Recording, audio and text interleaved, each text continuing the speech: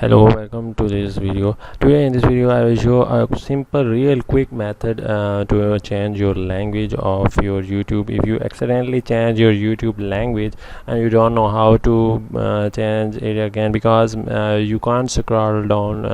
on most of the videos because there are lots of comments and you can't go all the way down, and so there is a real fix to it.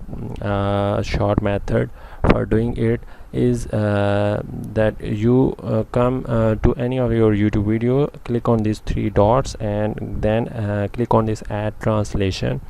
and this will open like this, and then mostly you can easily scroll to end of the page, and here you can check out there is language section, there is location, and here you can change all the language to your native language, and there you can also change your location and set it to whatever you like. And please, if you like this video,